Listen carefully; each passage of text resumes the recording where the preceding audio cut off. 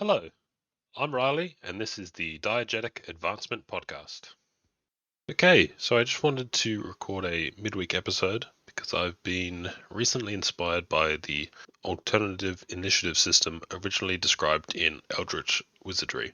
Now, if anyone can explain to me how that system actually works, that'd be great. But Swords and Wizardry Complete has a fairly easy to understand version that I'll be using as my starting point.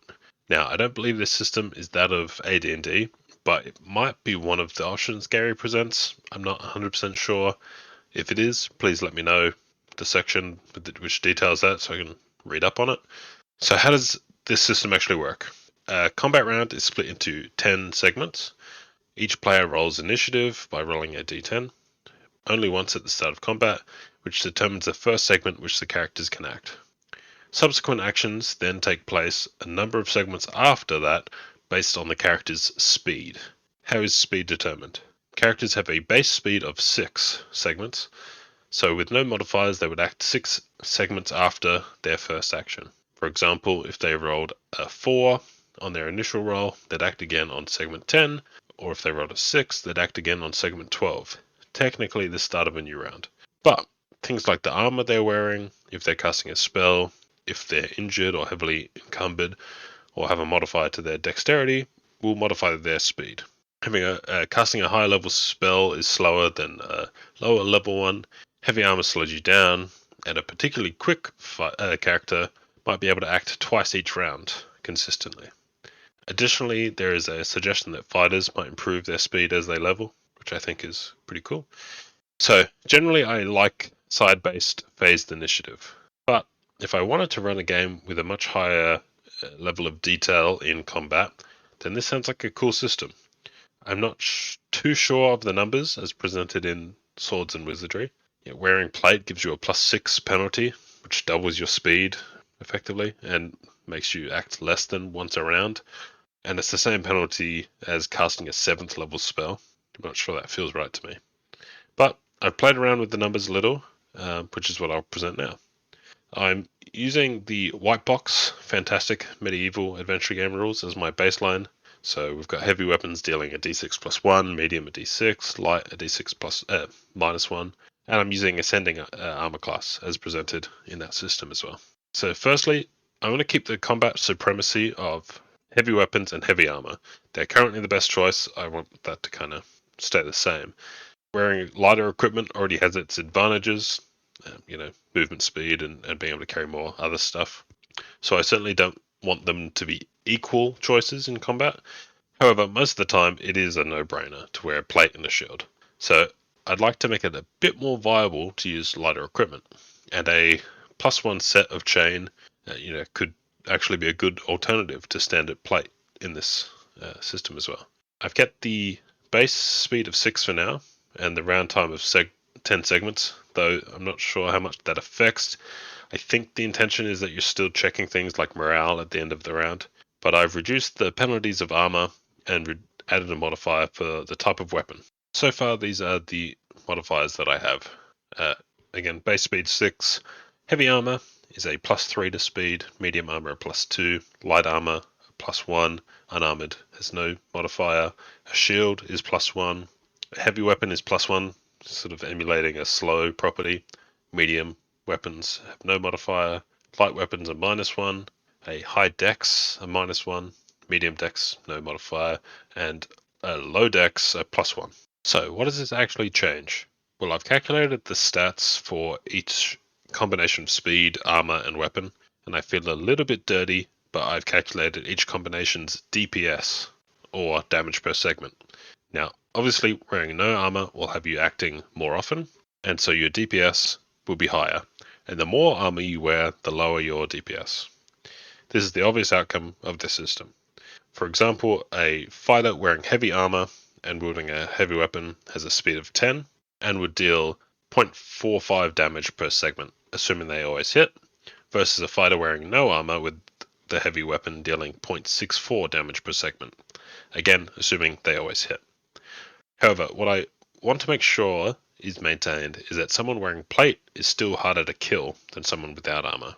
So we also have to compare someone in heavy armor fighting someone in none. The fighter in heavy armor, wielding a heavy weapon again, deals 0.247 damage per segment to someone without armor, and the unarmored fighter wielding a heavy weapon deals 0.16 damage to someone in heavy armor. So whilst the unarmored fighter deals more damage per segment than the one in plate, the one wearing plate will win, on average, in a fight, due to the protection from their armor. If we increase the penalty of wearing heavy armor to what is described in Swords and Wizardry, the unarmored fighter and the one in plate are more evenly matched, at 1.9 versus 1.6.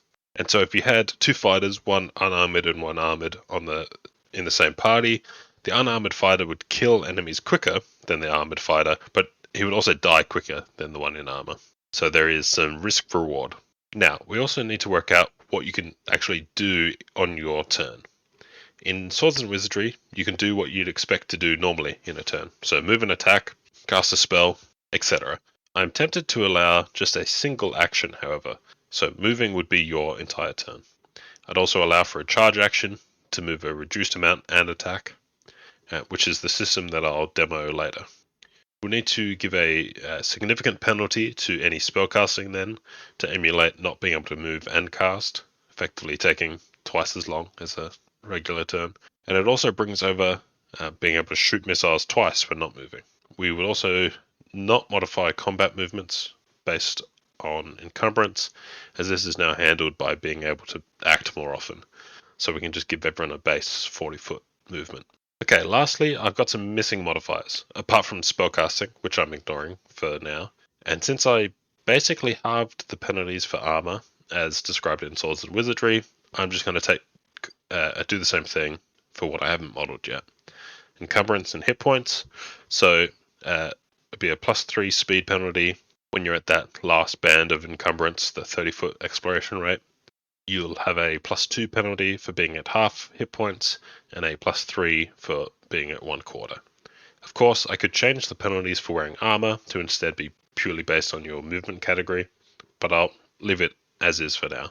Additionally, I really like the idea of providing a bonus to fighters as they level, effectively giving them their multiple attacks, but I'll leave that for now. I'm keen to hear what people think of this system. If you've used the system in Swords and Wizardry or another game, I'd love to hear your experience. So feel free to share your thoughts, and the ways you can do that will be in the show notes. Not to say that the podcast has been exciting so far, but I'm going to simulate some combats now, which will very likely be extra boring. So feel free to check out. There won't be any other content after the combat simulations, so you won't be missing out on anything. Okay, to start us off, let's revisit the example of the heavily armored fighter versus the unarmored fighter, both using a two-handed sword.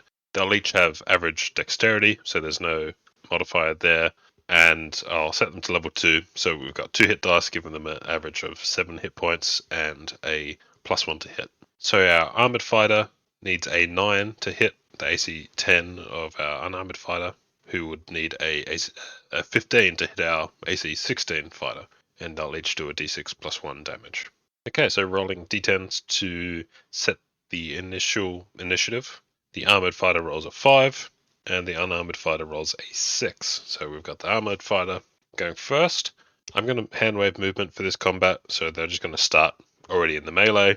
The armored fighter rolls to hit, and on a 6, misses. Now, the armored fighter has a speed of 10, 6 being the base, +3 for their armor, and +1 for the slow weapon. So they're going to next act on 15. We go to segment 6, where the unarmored fighter is going to also roll attack, needing a 15, on a 2, misses. Their speed is 7 for base 6, +1 for the slow weapon. They are going to act again on 13, so they go again straight away. Again, rolling an attack. With a 10, they are going to miss. They then act again on turn 20, but our armored fighter is acting for their second time on 15, scoring a hit of a 10, +1, beating the AC 10, and rolls a 3 +1 for damage. So our unarmored fighter is now down to 3 hit points remaining, which takes them to below half health. So they are going to get a +2 penalty to their speed, taking them to 9.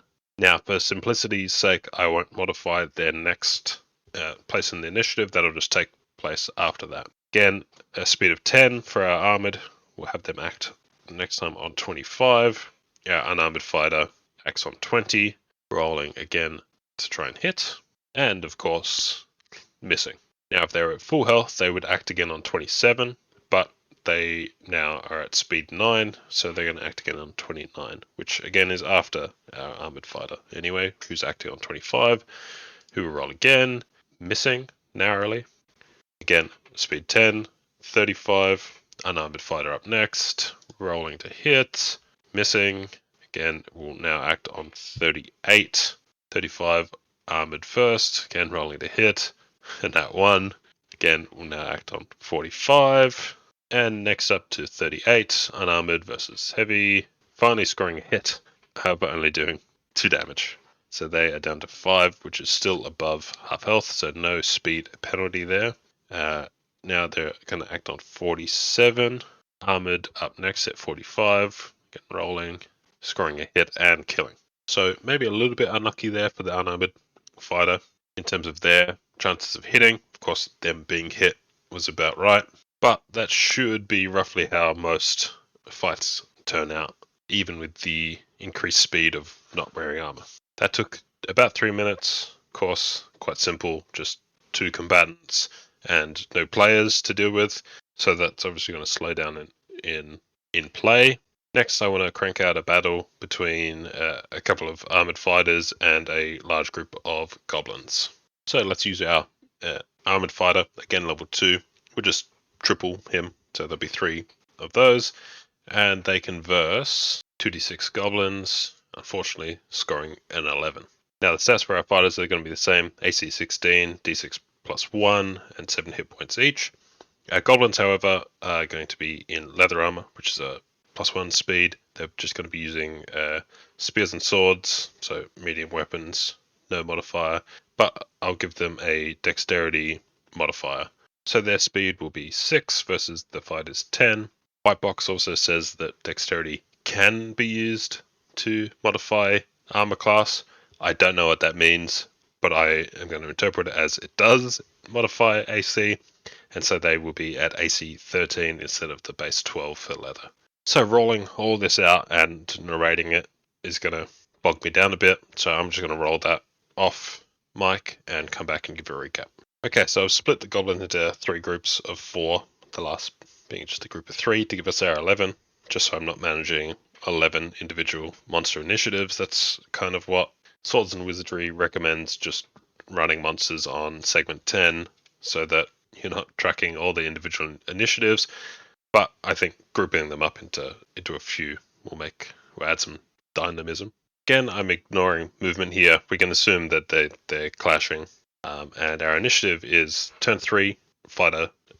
Our first fighter will go on segment 4, second fighter and the first group of goblins, segment 5, goblin group 2, segment 6, goblin group 3, and lastly, goblin segment 10, fighter 3 will be going.